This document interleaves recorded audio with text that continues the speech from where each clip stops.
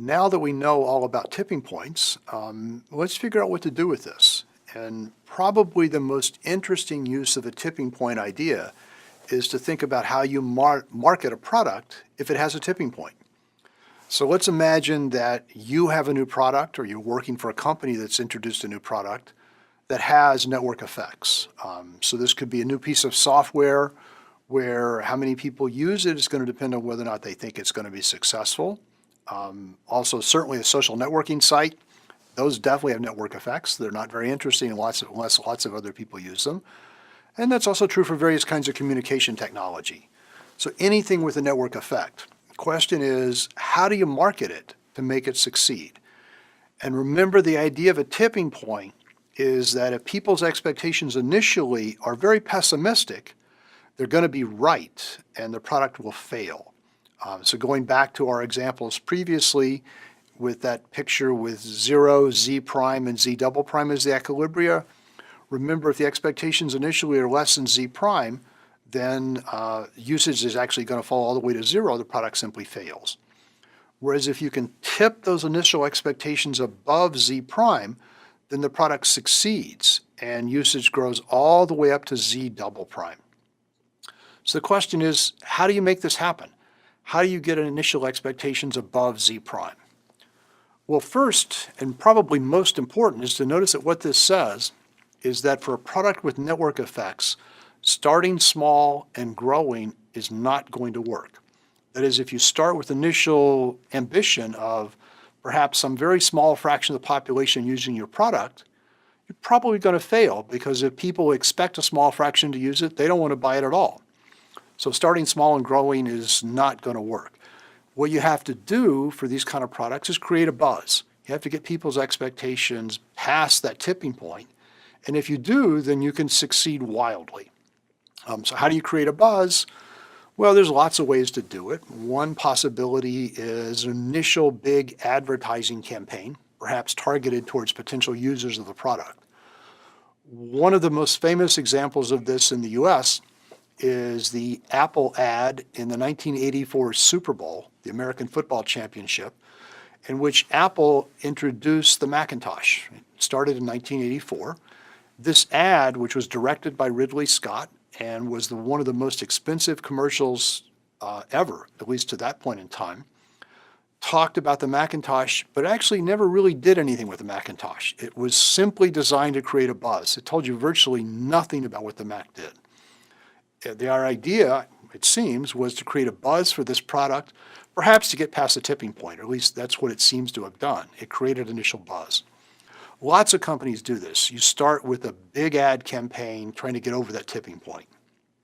Another way you could do it is to start and offer initial users of the product or the service a discount, perhaps even give it away for free to initial users.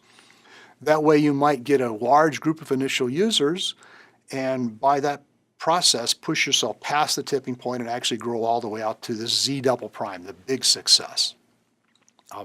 There's yet another way to do this too, which is to simply cut the initial price. I mean, we've been talking about the equilibria as if they were 0, z prime, and z double prime, where z prime is our tipping point, and treating z prime as fixed. But of course, it depends on the price.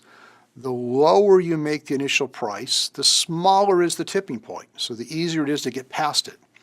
So one thing companies certainly do is when they introduce a new product or service, they start with a low teaser price, trying to get over that tipping point.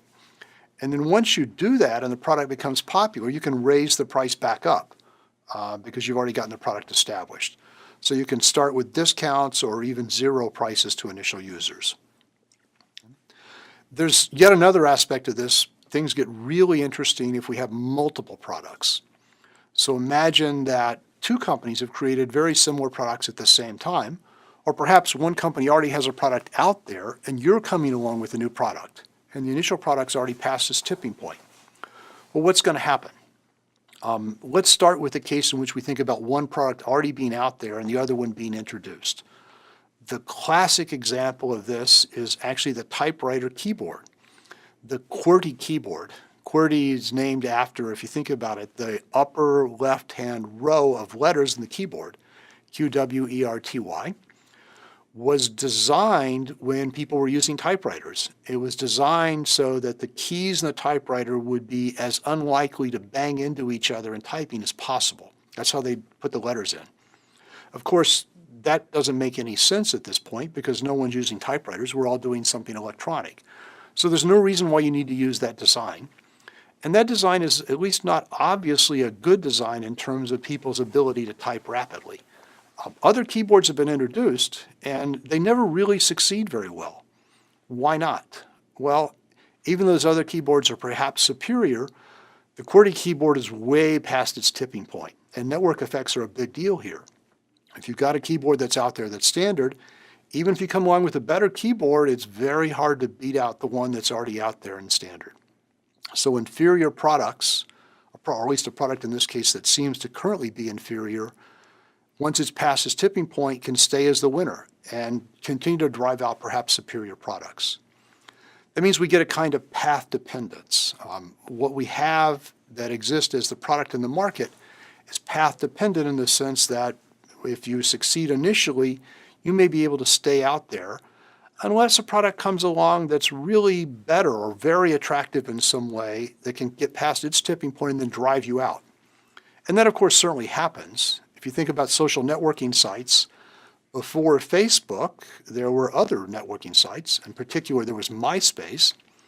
MySpace was the big popular networking site up until somewhere around 2008. It was actually a very popular site. But Facebook came along, and Facebook was able to essentially drive MySpace out. MySpace still exists, but it's relatively small, particularly relative to Facebook's huge popularity. What happened was that Facebook was a product that a lot of people felt was superior for a whole variety of reasons, having to do both with Facebook and MySpace. Facebook got over its tipping point and then grew wildly up to that high equilibrium, whereas MySpace got kicked down below its tipping point and has been slowly declining roughly ever since 2008.